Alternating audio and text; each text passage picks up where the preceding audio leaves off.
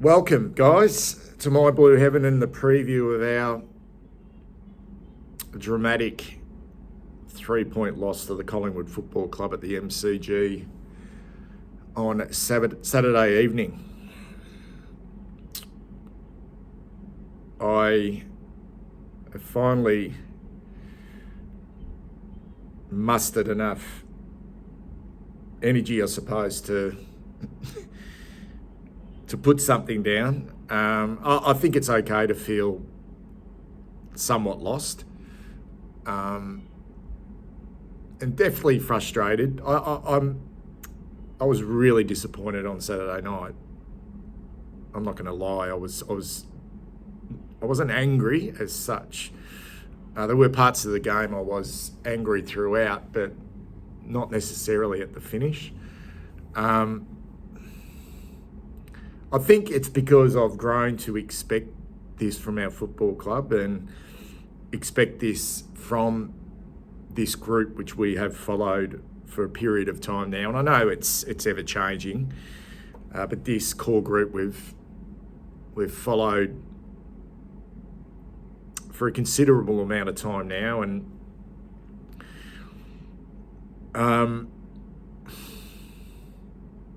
I've written just one word down on this piece of paper here, and it says belief. And I know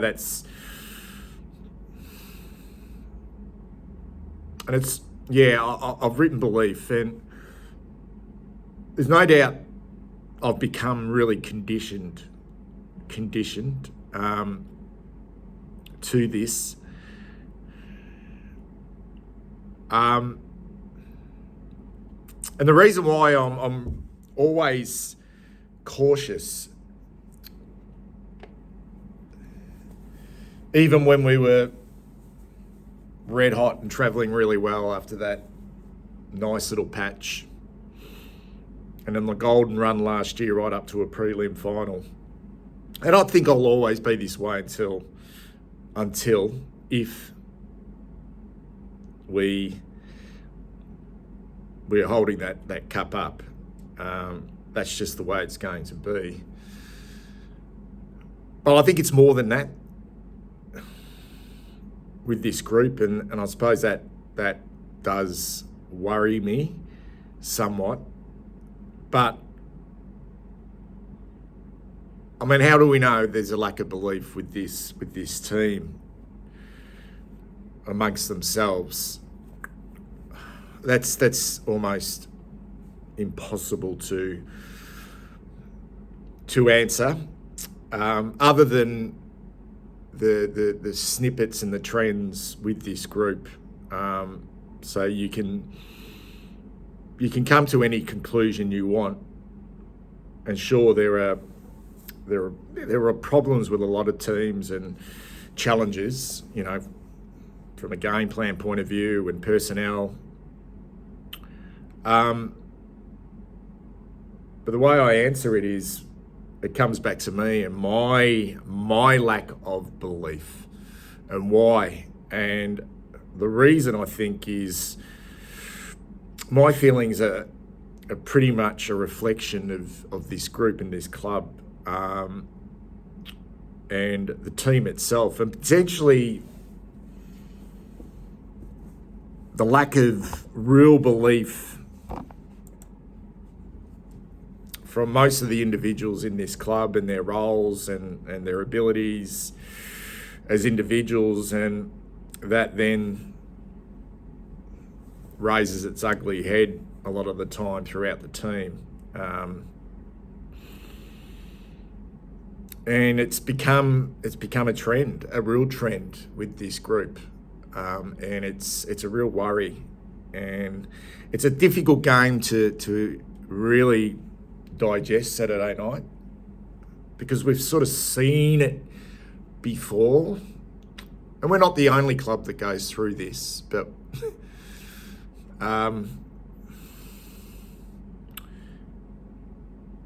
and like, this is the third year with Michael Voss. In 2022, we gave them an out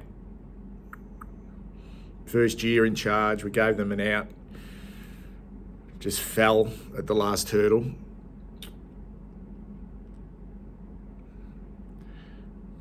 Ironically, against Collingwood. The season's not over. So I don't necessarily want to go there yet. And that's why I'm not necessarily really angry. I'm disappointed and frustrated, but I'm not angry. So I'm holding on, and why wouldn't you? It's like, just, it's so hard to get a read on. But 2022, as I said, we gave them an out. First year in charge, he got them going. So, yeah. Last year, all the way through to a prelim final, golden run, 6 goals up in a prelim, just dropped away so badly in that game.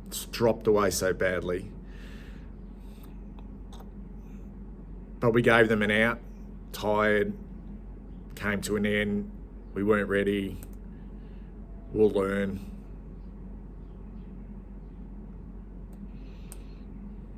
But what a fucking golden opportunity that was last year. And really, like, funny thing is, when we were 6 goals up in that game, not for 1 minute did I think we'd hold on and we would do what really good teams do, or teams with great belief, I should say, great belief. And this year we find ourselves really just a mirror of 2022, devoid of confidence and belief, and shocking method at times, and ugly football, and then these patches of good footy, of excitement, but it's not enough. It's just not enough. And it's almost like this team only really gets going when the pressure's really gone off. I don't know, the pressure's... well, it's funny to say that because, fucking hell, like on Saturday night, there would have been a lot of pressure on that group heading into three-quarter time and season on the line and third year and all there's a lot of pressure, but to get that game, to let that game slip away like we did in the second and third term, and the lack of, I suppose, real urgency, and I spoke about that in the preview, and I thought we actually came out pretty bloody good, and so we should, big occasion. The method wasn't great in that first quarter, but the application was good, really good. We had shallow entries into our forward 50, which made scoring difficulty, but you would expect that good teams can at least hit the scoreboard. And we weren't able to do that. 1 goal 8, I think we kicked. And even though if we'd kicked 3 goals in that first quarter and kicked 6 behinds and took an 8, 9, 10 point lead and had some ascendancy, it would never have been safe. I mean, it was just, the fact of the matter is we didn't make the most of our opportunities inside forward 50 in that first quarter, and the game got away from us in the middle part of that game. And full credit to Collingwood, though, what they are able to do, particularly defensively. And we know how good they are offensively, and the speed and the way they make the ground so big on offense, and the space they create, particularly on their wings and through the corridor. They really did open us up, but defensively they were so disciplined. And I had a great vantage point in that second quarter because we were down at the punt road end in the forward pocket, so bottom level, so we could see the way they cramped us in, and they knew that we would go down the line. And it's a tough caper because where we were sitting, you could just see that they just squeezed us in. But that's the modern game. They got out. They could get out. Like when it was their turn to get out, they could and open us up and score. Whereas we almost went into our shells, lost contest, got murdered in the ruck. And yeah, our exits were really poor. Our kick-ins from fullback were poor. We made mistakes. Our small defenders were falling over, and we looked a shell of a team. And when you play a team like Collingwood, who do have great belief and do have really good synergy and energy when they're up and about, and they look. And I don't know, their attitude and their bravado. Is not put on. It's not fabricated. They back it up, and they've got, they're a very unique football team, and they're not perfect, and they do give you some looks, and they were very nervous in that last quarter, Collingwood, particularly their supporters, when we did come, and this is why this is such a hard game to assess, because the fight back was, I'm not going to call it brave or admirable, but it was a fight back. And when you fight back like that, it does require you not just to go into your shell and to just let the game run its course and lose by 5 And I don't think for 1 minute that Collingwood took their foot off the pedal either. I just thought we lifted. And this is what makes it really frustrating. Like, it just makes it fucking really frustrating. And this is why there's a lack of belief. Like, it's okay to believe that we can get back into the game, but not for 1 second when Gov took that mark. And by the way, I thought he had a really good game. In fact, I thought our sort of tallish defenders were really good. Wiedering, I didn't think Kemp was that bad, and sort of without them in that last quarter, they just sort of chopped off everything. Newman as well, and but not for 1 second when Gov took that mark, he sort of slid forward, and I don't want to hear the fact that he'd been hit in the head. I just don't. Maybe it was a reason, but I don't want to hear that. It was. I've got flashbacks to Jack Noons, actually. That completely different game and completely different occasion. But maybe it was just me being me, but I just knew he wouldn't kick it. I just knew he wouldn't kick it, and it comes down to belief. And I honestly think he knew he wouldn't kick it either, and he kicked it like that. And as my thumbnail suggests,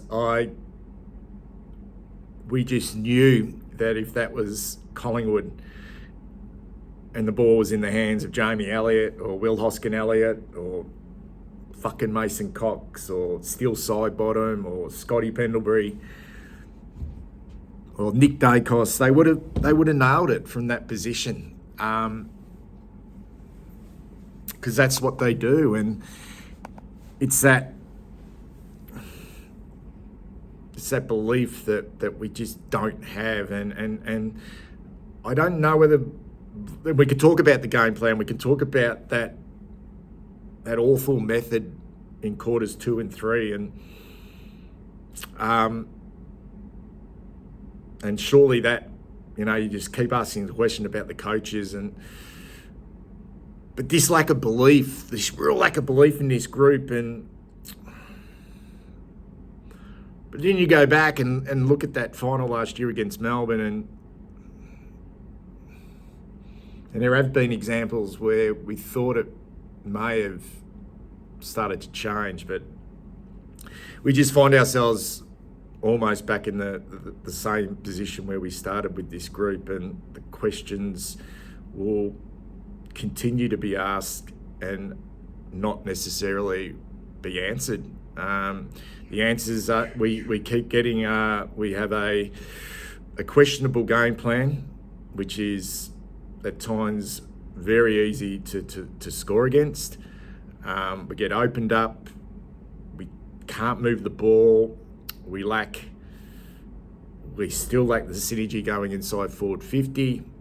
And we do have two excellent tall forwards who, for some reason, just did not fire a shot on Saturday night. And you've got to ask why. Why is that the case? And sure, the Collingwood's defence did a marvellous job at negating them.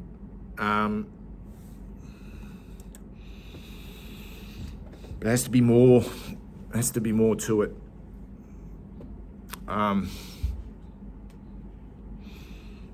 Because there's a golden opportunity in front of this group that they're just not taking at the moment, and it's slipping away.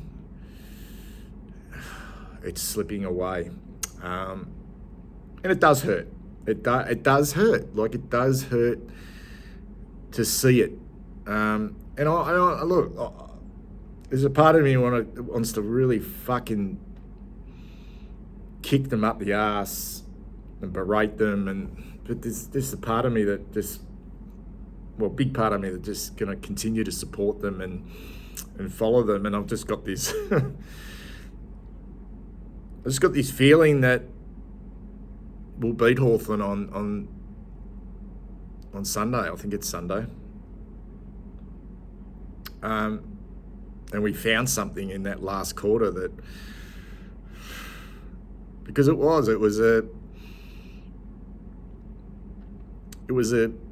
lifted, and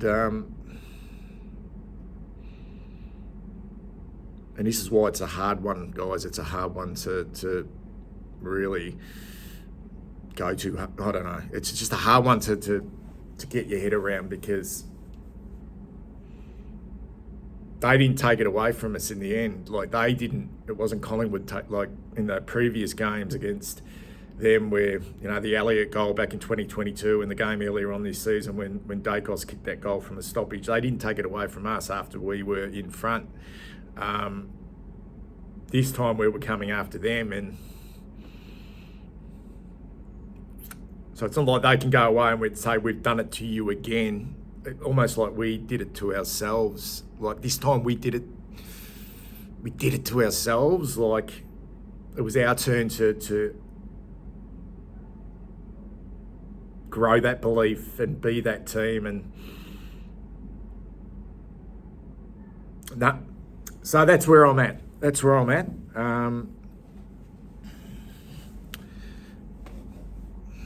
So I'm going to go through the plays. I felt like, for large parts of that game, I was thinking, fuck, geez, we've got some passages in this football team. But that's generally the case when you are, 5 goals down and really battling. You start to look at players and go, Jesus Christ, you need to lift. Thought Akers, as he usually does, battled on really well. I didn't think he had a great game, but, he was okay. The whips were cracking. He was one who was fucking really energised, and he kicked the goal as he usually does. Thought Boyd had a shocker. 14 disposals. Don't let that fool you. I think he lost his feet, gave away a couple of silly free kicks. Don't think his kicking is anywhere near it should be. I don't think we're using him that well. Has he really got it in him to be a really strong offensive player? Because he is struggling defensively a little bit. And I thought it was a poor game. From Jordan Boyd. So where's he at the moment? I mean, Chera, it was good to see him back into the midfield. Great kick to Elijah Hollands to set up a goal in the second quarter, I think it was. Maybe he was starting to find something before he went off. Can't say much more rather than just being really disappointed. But it's not like he was in ripping form. So you just sort of think, well, it is what it is at the moment. It's not like, fuck, we're going to miss him. Cincotta, sort of similar to Boyd, just think he's lost his way a little bit. He did a couple of things, but just had his hands full with Bobby Hill all night, who I thought was outstanding.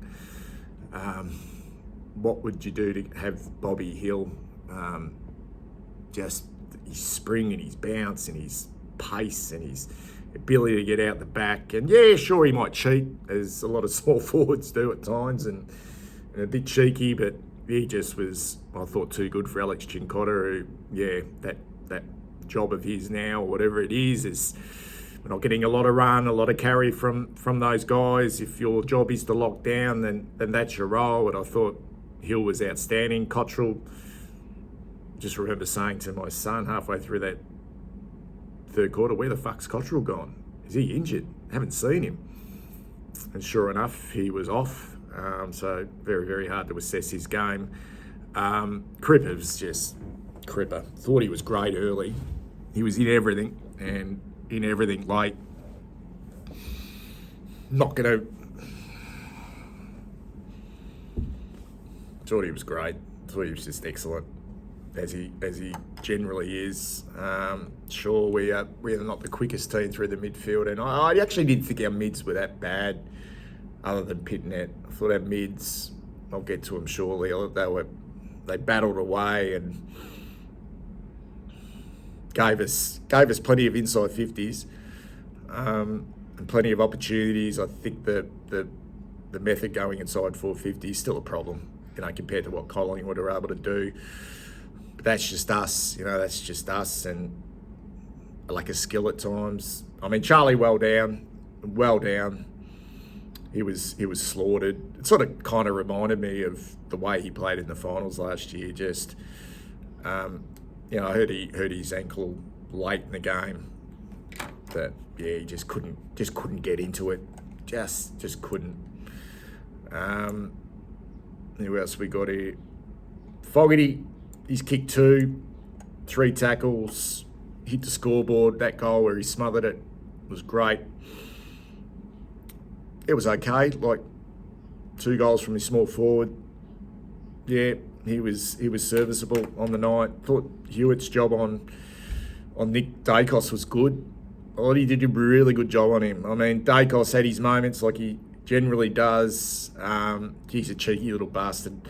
Where we were sitting, as I said, in that forward pocket at the punt road end, there was a ball went out of bounds and he was getting stuck into Adam Sard, and he didn't really fire back at Adam Sard, but he sort of went like this to Sard, Sard sort of fumbled the ball over the boundary line, and Nick Dacos really got stuck into him, like verbally, and there's that sense of confidence and belief in your ability that you can do that and then back it up with your performance. And I'm not saying Nick Dacos was great, but he does perform at a really high level. I didn't think he was great on Saturday night, but I thought Hewitt did a good job and picked up 32 himself. We know the limitations of Hewitt, but that's. I liked Elijah Holland's game. Thought he was good for the whole night.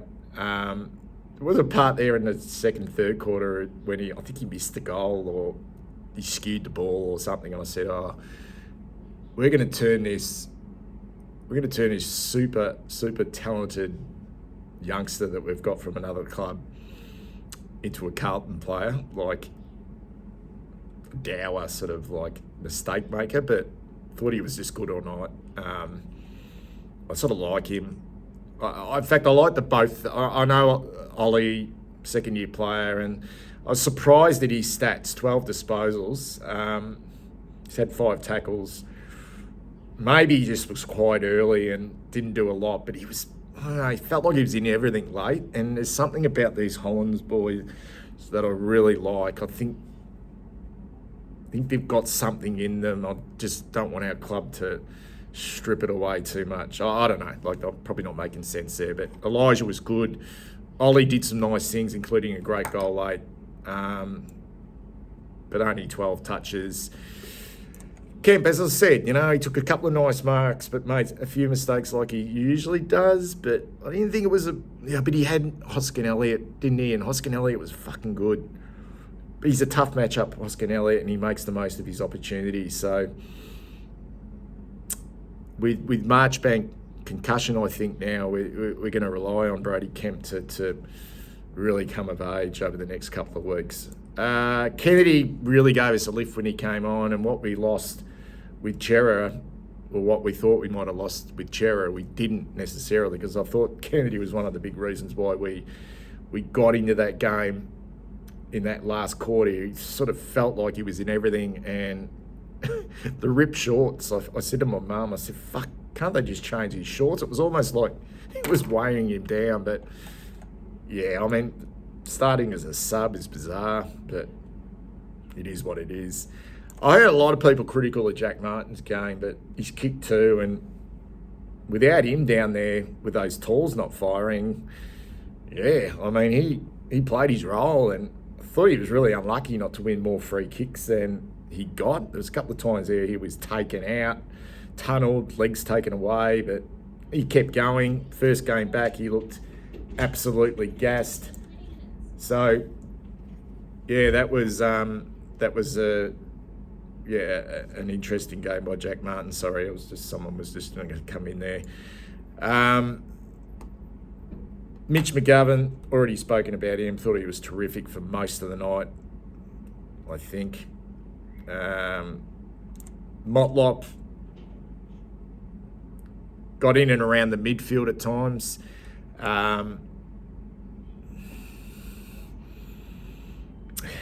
Nick Newman, thought he was good, really good, late. Owies, Smalls provided something for us in our front half. Pitnet awful until the last quarter, where he at least gave a yelp. Sard, he's had 21, but made a lot of mistakes, lost his feet, just not getting a lot out of Sardi at the moment. Walsh just kept battling away, and Wiedering just did a number on Nick's day. That's all I've got for you guys. I'll catch you later in the week for a big preview for our Hawthorn game.